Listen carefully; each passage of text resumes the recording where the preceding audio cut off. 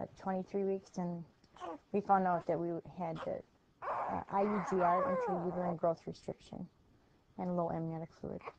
They referred us to a specialist, Dr. Mastrolia, at Grafton, but he's only there once a week, and then he's at Sinai the rest of the time, so we went there, and we had to go twice weekly for BPPs, the biophysical profiles.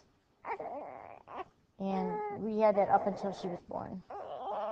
Well, we found out that there weren't enough hours in the day to do everything, so I quit my job, well, most of my jobs, and so he became the sole provider for a family, which really opened up a lot of things. I could go to doctor's appointments then. 3 pounds, 8 ounces. When we realized she was going to be in the hospital for a while, it's just a big waiting game. You don't know when she can come home, and she was under the bilirubin lights, so we couldn't hold her except for at her feedings, and then it's only a couple minutes because they want to get her back under the lights, and it's depressing, very depressing. I went to the clinic. From the clinic, I went by ambulance to the hospital. At the hospital, he was born in about a half an hour after we were at the hospital. And I had them asking me while I was in labor where I wanted to go. I could only go, well, from Milwaukee or to Green Bay. And we have relatives down in Milwaukee, so we chose Milwaukee. And then they put him in his little incubator and took him off down to Milwaukee. And I had to stay back till the next morning. The first night was probably the worst, sitting there in your hospital bed by yourself, and he's down in Milwaukee, and I'm up here in Sheboygan, and just wondering if everything was okay. And all you can do is phone call them, which they're great about telling you everything that's going on, but if you could just go sit in there next to him, that would have been awesome. In that 2 weeks, we spent probably about $600 in gas. The traveling, I'd come home after my last day of work and shower right away and then wait for her and then leave.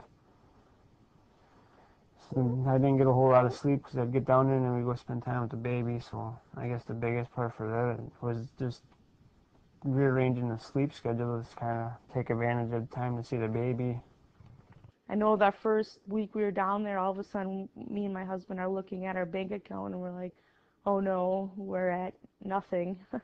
We had to ask for donations from our family to help us. My parents were great. They did help out, but you feel bad asking for money from people, and that's hard to do.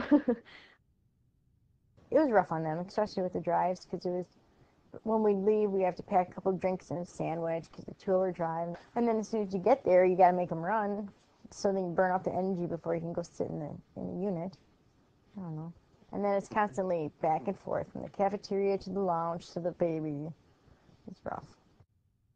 Yeah, I don't think we would have been able to swing it. I think we would have had to just leave Anastasia there until she was done.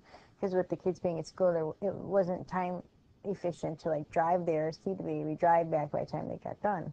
Because we talked about it and we said, well, maybe he'll live here with the kids for a while, and I'll just stay down there until he has to go to work, and then I'll spend like 3 days here, and then when he's done with his 3-day shift, I go back for like 2 days. And And it was hard sitting there by yourself, all alone every day. When Ryan missed me, then I'd come home for the night and I'd spend the night with him and then go back down in the morning. Uh, so that went on for about three and a half weeks. He was down there. I know Ryan missed us a lot. He could only come on the weekends. I'd get real lonely, and then, if my husband could have been sitting there next to me holding my hand a little bit more, or even my mom or my dad or somebody, that would have been a lot better. if we had a level 2 NICU here, it would have been great. When Anastasia was at Sheboygan, it was really nice because I could go visit her in the middle of the night if I wanted to, and I could come and visit her during the day while the kids were in school, and everything worked out so much handier when it was closer to home. Well, I can't imagine if we would have gone into labor early. if just driving there. Would have been nice if it was in Sheboygan.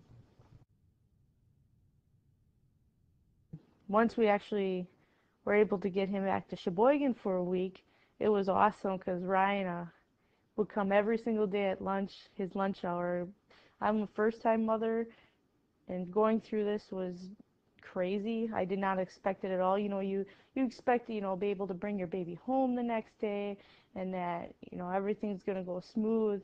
But if I could have, like, I was only 10 minutes away from the hospital here in Sheboygan. If I could have been here and just been able to be home and then go there, I feel like I could have helped him more, maybe, possibly. And I think having a level 2 in your area would really help a lot of the mothers that are sitting down there by themselves, not have to go through some of that they have to go through and feel like they're alone. This way they have their family support nearby and someone to tell them that things are going to be okay. We need one around here. It's a long drive to Grafton or Sinai, and it would have made us feel more secure here at home being pregnant. Then we'd know the hospital is right there. It would have been a lot more reassuring to have a NICU here.